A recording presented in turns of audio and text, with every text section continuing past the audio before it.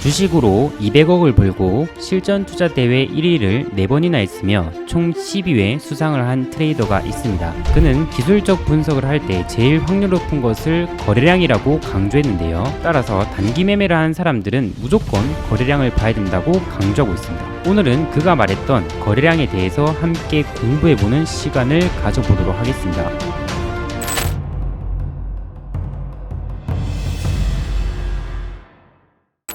자, 오늘은 오컬 김영준이라는 트레이더가 쓴 책 실전 투자의 비밀에서 거래량에 대해서 설명한 부분을 여러분들에게 공유를 해드릴 건데요. 이분 같은 경우에는 이제 실전 투자 대회 1위를 한 4번 했고요. 그리고 이제 키움증권 수익률이 429%고 미래에셋 증권 수익률이 295%입니다. 그래서 과거 김작가 TV 출연했을 때 이렇게 계좌도 한번 보여주면서 재미난 인터뷰 영상도 찍었던 게 있더라고요. 자, 그럼 바로 본격적으로 시작해 보도록 하겠습니다. 자, 책에서 이제 거래량이 왜 중요한지 좀 디테일하게 설명을 해주는데요. 주식이 사람들에게 관심을 받을 때는 언제겠습니까? 연속 상한가를 갈 때나 또는 연속 하한가를 갈 때 사람들에게 당연히 관심 받겠죠. 예를 들어서 영풍재질이라는 종목이 연달아서 이제 하한가를 갔을 때 뭐지 하면서 당연히 관심을 가지게 되고요. 그리고 이제 하한가가 좀 풀릴 때 사람들이 이거 싼 거 아니냐 해서 이렇게 또 반발 매수세도 들어오기도 합니다. 자, 이처럼 연속 상한가를 가거나 하한가를 가는 경우가 아니더라도 관심을 받는 케이스가 있는데 그게 무엇이냐? 바로 거래량이 터질 때입니다. 주가가 바닥권에서 거래량이 터지던 고가권에서 거래량이 터지던 일단 거래량이 터지면 시장에 있는 투자자들은 무슨 일인가 하고 몰려들게 됩니다. 그 중에서도 데이 트레이더, 즉 단타꾼들 같은 경우에서는 특히 대량 거래량이 터질 때 몹시 주목을 해요. 그래서 만약에 어느 날 느닷없이 A라는 종목이 거래량이 평소 대비 3배에서 4배 정도 증가했으면은 전국의 데이 트레이더들, 즉 단타꾼들은 한 번쯤 그 종목을 들여다봤을 거라고 생각하시면 됩니다. 왜냐면은 변동성이 커지기 때문입니다. 거래량이 터지면은 대량 거래량이 발생하면은 주가는 평소보다 탄력이 높아집니다. 즉 힘이 있는 상태가 되는데요. 그래서 주가가 위로든 간에 아래로든 간에 더 많이 움직이게 되고, 이렇게 더 많이 움직인다는 말은 데이 트레이더들에게 매매 기회를 쉽게 준다는 이야기입니다. 그래서 거래량이 터지지 않는 주식은 단기 매매나 또 이제 수익 매매로서는 하기가 힘들다고 얘기해요. 소액 투자자라면은 거래량이 없는 곳에서 해도 별로 상관이 없겠지만 진짜 제대로 된 단기 매매를 하려면은 거래량이 터진 곳에서 놀아야 된다고 강조합니다. 그래서 기술적 분석 중에서도 제일 확률 높은 것이 바로 거래량이라고 얘기를 하고 있는 겁니다. 자, 세력주에서 보시면은 보통 이렇게 거래량이 터지면서 올라간 주식이 있습니다. 근데 악재가 나와서 이렇게 큰 폭의 하락이 나는데요. 근데 이렇게 보시면 뒤이어서 곧바로 올려버리는 경우가 있어요. 그럴까? 이거는 전에 이렇게 강한 거래량이 들어왔기 때문에 반발 매수세가 나올 수 있는 건데요. 즉 거래량은 매수세의 힘이라고 여러분들이 보시면 되겠습니다. 자, 그러면 거래량을 제대로 읽으려면 어떻게 해야 되는데, 이렇게 물어볼 수 있는데요. 만약에 이제 고가권에서 거래량이 터졌을 때는 이제 피하는 게 맞습니다. 이렇게 주가가 조용하게 바닥권에서 움직일 때 거래량이 터질 때는 그러면 무조건 매수해야 되냐? 그건 또 아니에요. 바닥권이라고 거래량이 터진다고 무조건 매수하면 안 되고, 그때는 이제 관심 종목에 넣어두고 추이를 지켜봐야 됩니다. 왜냐면은 거래량이 터지더라도 본격적으로 이제 시세가 분출하기까지 15일에서 길게는 6개월 이상 걸릴 수 있기 때문입니다. 그래서 바닥권에서 대량 거래가 일어난다고 해서 무조건 매수라면은 기회비용 차원에서 현명한 일이 아니게 되고요. 그래서 저항선을 돌파할 때 그때 매수를 해도 시세에 충분히 동참할 수 있다고 강조를 하고 있습니다. 자, 그러면 좀 더 디테일하게 이 예시를 살펴보도록 할게요. 자, EDGC라는 종목을 보시면은 이 당시에 거래량이 평소 대비해서 30배가 터지고 313만 주가 들어왔습니다. 그리고 재차 주가가 이렇게 조정을 거치고요. 재차 이렇게 거래량이 터졌습니다.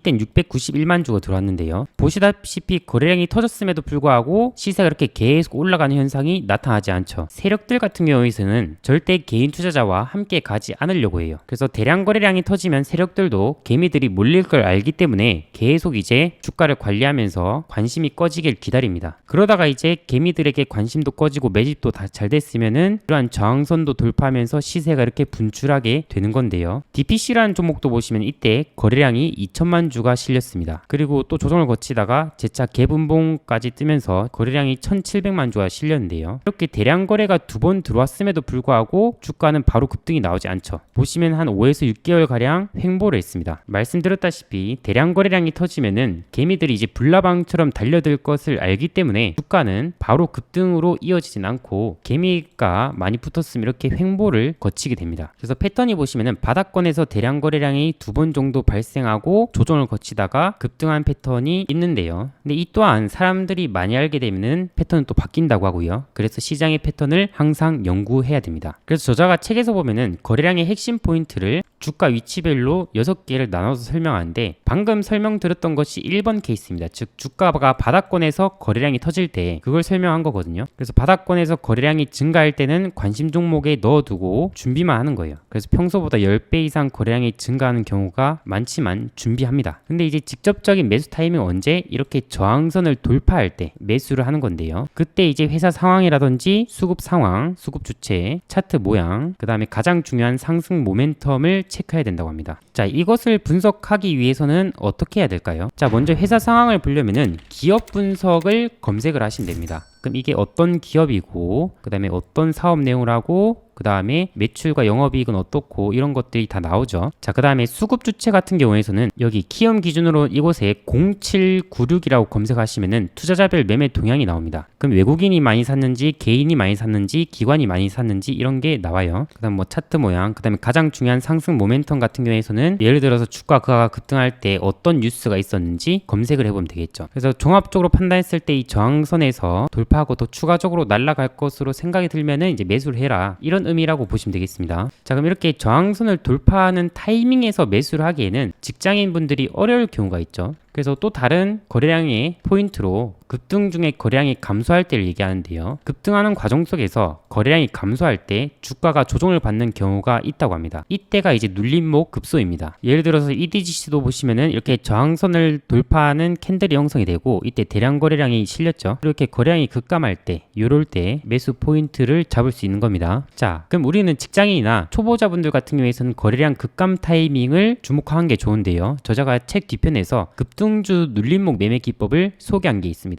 먼저 이 매매 기법의 핵심을 설명한 게 있는데, 이걸 먼저 설명드리도록 하겠습니다. 자, 첫 번째, 6개월간의 행보 구간이 있어야 된다. 세력들 같은 경우에서는 물량을 매집할 때 시간이 걸립니다. 그래서 이 시간이 6개월 이상이 될수록 매집이 잘 됐다고 우리가 판단할 수 있겠죠. 그래서 매집이 잘 되면 잘 될수록 급등의 폭이 달라진다라고 우리가 파악할 수 있고요. 그래서 저자가 이제 기준을 하나 주는데, 이렇게 횡보 위에 상승할 때 이 121선이라는 기준도 하나 줍니다. 근데 비단 121선 뿐만 아니라 이러한 저항 때도 해당되는 말이거든요. 어쨌든 간 이렇게 121선을 돌파할 때 강하게 돌파해야 되고요. 그 다음에 거래량이 수반이 되어야 된다고 합니다. 이 부분은 아까 전에 설명드렸다시피 이 거래량 제대로 읽는 법에서 EDGC를 예시로 드렸을 때 부분을 떠올리시면 좋을 것 같습니다. 자, 그렇게 거래량이 수반되면서 급등을 하고 이렇게 눌림목이 나오는데, 이 눌림목이 나올 때도 거래량이 줄어들어야 된다고 해요. 그리고 눌림목 과정에서 이제 호재가 나오면 좋고요. 그래서 이제 반등을 기대했는데 분석한 것과 다르게 움직이면 과감하게 손절해야 된다. 이렇게 6가지 핵심을 공유하고 있는데요. 자, 그러면 책에서 나온 예시를 공유해 드리도록 하겠습니다. 자, CJC푸드입니다. 이 종목도 보시면 첫 번째인 6개월 이상 횡보를 보였습니다. 그리고 이 121선이 검정 색깔 선이거든요. 이 121선을 대량 거래량과 상한가로 강하게 돌파했습니다. 2011년 1월 첫 거래일 날짜에. 이때 돌파할 때 어떤 호재가 있었냐면은 CJ제일제당에 1,000억 원의 공급 계약을 체결했고요. 전체 매출액의 99.9%로서 규모가 컸습니다. 이전에는 구제역 관련주로 좀 움직였지만 121선을 돌파할 만큼 힘이 강하진 않았는데, 이 공시로서 강하게 급등이 나왔습니다. 그래서 이때 거래량을 보시면은 이전보다 700%가 넘는 거래량이 형성이 되었어요. 그래서 다음날 이제 갭상승 출발했다가 음봉을 맞으면서 변동폭이 커진 모습을 보였고요. 그러다가 이제 좀 하락이 나왔습니다. 하락이 나왔을 때 보시면은 거래량이 급감했죠. 이때 거래량을 보면은 이 고점 거래량 대비해서 이때 4분의 1 수치입니다. 그래서 저자 책에서 보면 이 4분의 1밖에 되지 않았다라고 표현을 하거든요. 그럼 이 정도는 거래량이 급감했다라고 저자가 인식하구나, 이 4분의 1 정도는, 이렇게 우리가 판단할 수 있겠죠. 그리고 이제 다음 날에 양봉을 그렸지만 이때도 거래량이 더 급감해서 마감했습니다. 그리고 이후 주말 사이에 전국의 이제 구제역 소식에서 수산주가 수혜를 받는 것 아니냐라는 얘기가 돌았고, 그 다음날에 보시면은 상한가로 바로 때려버렸습니다. 자, 이런 식으로 우리가 급등주 눌림목 매매법을 할 수 있는데요. 자, 광동제약이라는 종목을 볼 건데, 이건 책에 나온 예시는 아닙니다. 책에서는 코코라는 종목을 예시로 드는데요. 근데 현재 상폐된 종목이라서 이제 설명을 드릴 수 없고요. 그래서 비슷한 차트 모습을 보인 광동제약으로 제가 설명을 드려보도록 하겠습니다. 자, 이 종목도 보시면 6개월 이상 횡보가 나왔습니다. 근데 이 종목은 보시면 121선을 살짝 위에서 웃돌고 재차 하락이 나왔죠. 당시 이제 코코로 예시를 든 차트도 이런 이런 비슷한 모습이었는데요. 그러다가 이제 61선, 121선 이런 장기이동 평균선을 동시 돌파하는 패턴이 형성이 되었습니다. 코코도 이런 모습이었어요. 자, 이때는 이제 급등이 나왔을 때 재료를 보시면은 미국 면역치료 개발 기업 페프로민 바이오가 꿈의 치료제라 불리는 항암제 카티를 이르면 2028년에 출시한다는 소식에 페프로민 바이오 지분을 보유했다는 소식에 이렇게 급등이 나왔어요. 자, 이렇게 급등이 나왔을 때 보시면은 이때 거래량이 얼마가 터졌습니까? 전날 대비해서 거래량이 22,106%가 터졌어요. 그리고 보시면 저자가 강조한 이런 저항선을 돌파한 모습을 보였죠. 그러면 이렇게 돌파하는 타이밍에서 재료나 기업이나 차트를 판단하고 매수를 해도 되지만 아까 전에 말씀드렸다시피 거래량 급감을 우리는 활용할 수가 있습니다. 그래서 다음날에 변동폭이 커졌습니다. 우리는 이제 거래량 급감을 기다리면 돼요. 다음 때 이제 거래량이 좀 줄어들기 시작해요. 자, 그 다음날에 이렇게 하락이 나왔습니다. 이렇게 하락이 나왔을 때 보시면은 최고 거래량 대비해서 이 거래량이 16%밖에 되지 않습니다. 좀 전에 CJ 시푸드라는 예시를 드릴 때 최고 거래량 대비해서 4분의 1이 저자는 적다고 판단했는데 이건 16%까지 급감이 돼 있으니까 굉장히 이제 급감하면서 하락이 나온 종목이라고 보시면 되겠죠. 그럼 이런 것들이 이제 급등주 눌림목 매매 급소가 될 수 있는 거예요. 그 다음에 이렇게 또 강하게 상승이 났고요. 또 조정을 거치다가 또 거래량이 급감이 나왔죠. 또 그 다음에 급등이 나왔습니다. 이 급등이 나왔을 때는 또 다른 재료를 붙여서 올랐는데요. 중국의 마이코플라즈마 폐렴 관련주로서 이때 급등이 나왔습니다. 이런 식으로 우리는 거래량 급감을 포인트로 잡아서 매매를 할 수가 있습니다. 자, 여기까지 여러분들이 기법과 예시를 듣고 실전에 대입하려고 하니까 망설여지는 부분이 있을 거예요. 자, 121선 돌파를 하는 건 알겠는데 뭐 저항선 돌파를 하는 건 알겠는데 거래량이 많이 터져서 돌파한다? 그 많이 터진 기준은 무엇일까? 강하게 돌파한다는 기준은 무엇일까? 그리고 거래량이 급감했다고 하는데 급감은 어느 정도로 봐야 급감이라고 할 수 있는 것인가? 이런 의문이 들 수 있습니다. 근데 이 부분에 대해서는 책에서 막 디테일하게 나오진 않아요. 그래서 저자가 하는 말이 직접 실험하고 연구하면서 자기 것으로 만드는 것이 중요하다고 얘기합니다. 저 또한 이제 거래량 급감에 대해서 항상 관심을 가지고 지켜봐왔거든요. 그 중에서 제가 참고하기 좋은 지표가 있어서 여러분들에게 공유를 해드릴까 합니다. 바로 최고 거래량 대비해서 이 최고라는 거는 20거래일이니까 한 달 기준에서 최고 거래량 대비해서 30% 이하로 급감한 구간을 표시해주는 지표인데요. 좀 전에 이제 CJ 시푸드 예시를 보면 알겠지만 저자 같은 경우에선 거래량이 고점을 기록하던 날 4분의 1밖에 되지 않았다라고 표현을 합니다. 즉 최고 거래량 대비해서 25% 급감한 수치라고 보면 되겠는데요. 개인적으로 저 같은 경우에서는 이 최고 거래량 대비해서 30% 이하로 급감을 하면은 전 급감했다고 판단하는 편입니다. 뭐 30%가 뭐 마법의 기준은 아니고요. 뭐 29%가 될 수 있고 뭐 34%가 될 수 있고 그 다음에 뭐 35%가 될 수 있습니다. 대충 이 언저리로 급감하면은 이제 급감했다 이렇게 볼 수 있는데요. 자, 여러분들이 이 급감 지표를 추가하시면은 어떻게 돼요? 이 급감한 구간이 어딘지 한눈에 보이게 되죠. 광동제약도 그렇고요. 저자가 이제 말한 CJ 시푸드 같은 경우에서도 이 최고 거래량 대비해서 급감한 구간을 이렇게 또 표시를 해줍니다. 사실 이 지표가 뭐 필요한 건 아니에요, 여러분들. 왜냐면 여기 이거 고점 대비 거래량 대비 얼마나 빠졌는지 대충 계산해보면 됩니다. 계산기 두드려서. 하지만 이 지표를 추가하면은 그런 이제 번거로움 필요 없이 한눈에 파악하기 쉬워지죠. 즉 직관적으로 급감했는지 안 했는지 1초 만에 파악할 수가 있습니다. 그래서 이 설정법 또한 오늘 영상에서 공유를 해드리도록 하겠습니다. 자, 지금부터 말씀드릴 테니 그대로 잘 따라와 주시길 바라겠습니다. 자, 그럼 제가 아무것도 없이 기본 차트로 해볼게요. 자, 여기서 마우스 오른쪽 버튼을 클릭합니다. 그럼 하단에 내려보시면 수식 관리자가 있습니다. 수식 관리자를 클릭하시고요. 클릭하시면 이제 기술적 지표에서 새로 만들기를 클릭합니다. 그럼 여기서 지표명을 상한선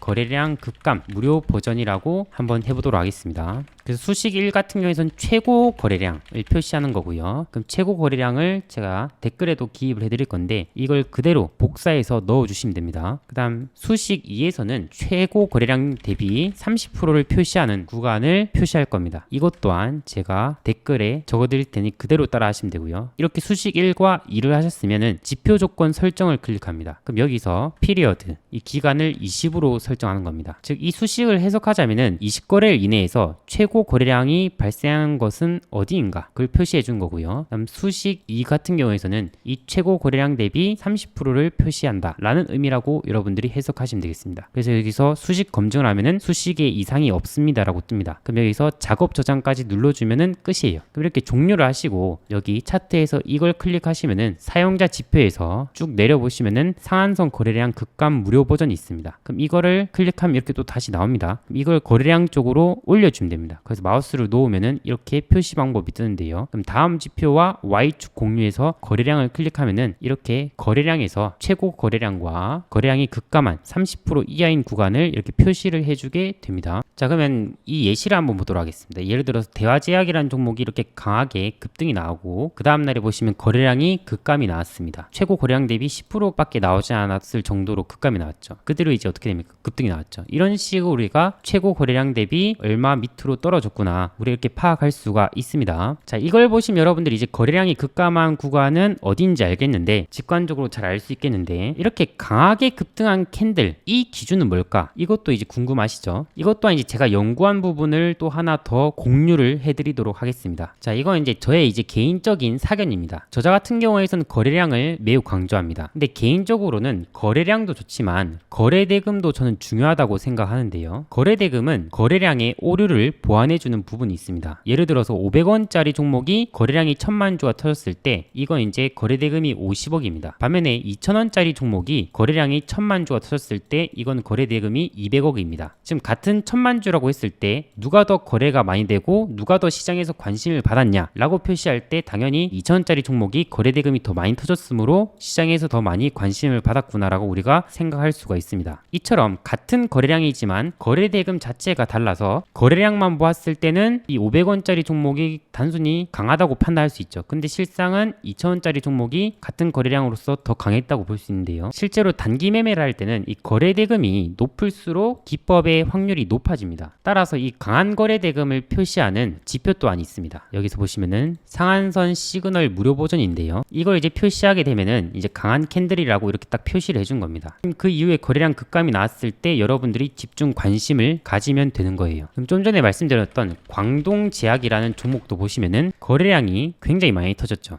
여기서부터 보면 이제 시그널이 형성이 됩니다. 이 시그널 이후에 보시면 거래량이 급감한 타이밍이 나왔을 때 접근을 하면은 이렇게 반등 확률이 높아지게 되는 겁니다. 그래서 이 강한 거래대금을 내표한 이 화살표 또한 여러분들한테 말씀드리고 그 다음에 검색식 또한 말씀을 드리고 싶은데요. 근데 이 부분을 이 영상 하나에 모두 다 담아버리면은 시간이 너무 길어집니다. 자, 그래서 제가 운영하는 상한가 추월 차선 어플리케이션이 있습니다. 이건 100% 무료이고요. 여기서 상한선 스쿨이라는 곳에 들어오시면은 자, 여기 첫 번째 글에 강한 힘을 보인 캔들과 검색식을 공유하는 이 글을 써놨습니다. 여러분들이 이걸 보시면 캔들과 검색식을 설정할 수 있게 제가 또 써놨으니까 이걸 꼭 참고해 보시길 바라겠고요. 그리고 이 어플 같은 경우에서는 여러분들한테 매일 장전에 시황 뉴스를 제공해 드리고 있고요. 여기서 보시면은 당일에 이제 급등이 가능한 재료들을 모두 다 정리해드리고 있습니다. 여기서도 오늘 급등 나온 종목들이 굉장히 많아요. MBT도 보시면은 오늘 날짜 이제 강세를 보였는데 장전에 이제 말씀을 드리고 MBT라는 종목도 24% 가까이 급등이 나왔죠. 이러한 이제 장전에 꼭 체크해야 될 정보를 여러분들한테 공유를 해드리고 있고요. 그리고 이제 수익 도전 게시판에서 여러분들한테 수익이 날 수 있는 관심 종목 또한 공유를 해드리고 있습니다. 그래서 주식을 공부하지만 단순히 이론만 봐서 모르는 분들을 위해서 제가 실전적으로 이렇게 종목도 잡아드리는 컨텐츠도 이제 진행하고 있고요. 1월부터 이제 8월까지 수익률 결산을 해놨지만 그 이후에도 이제 보시면은 뭐 10월, 11월은 아직 안 해놨는데 이것 또한 이제 수익이 나쁘지 않게 났습니다. 여러분들이 이 어플을 이용하시면은 무료로 이제 뉴스 봐야 될 것들을 이제 혼자서 귀찮게 정리할 필요 없고요. 이것만 보시면 되고요. 그 다음에 종목도 이제 참고해 볼 수 있고 그 다음에 급등할 테마 또한 이제 제가 정리를 해드리고 있습니다. 총선 관련주 제가 10월 달에 정리해드렸는데 이번 달에 미친 듯이 날아가고 있죠. 그다음 상한가 일정이라는 컨텐츠가 있는데 여기서 이제 매주 일요일마다 여러분들이 체크해야 될 이슈들을 싹 다 정리해드리고 있습니다. 앞으로 한두 달 내에 있을 이슈를 정리해드리고 있고요. 그래서 여러분들이 이걸 보시면은 재료의 연속성 또한 쉽게 파악할 수가 있습니다. 이러한 다양한 컨텐츠를 여러분들한테 공유해드리고 있고요.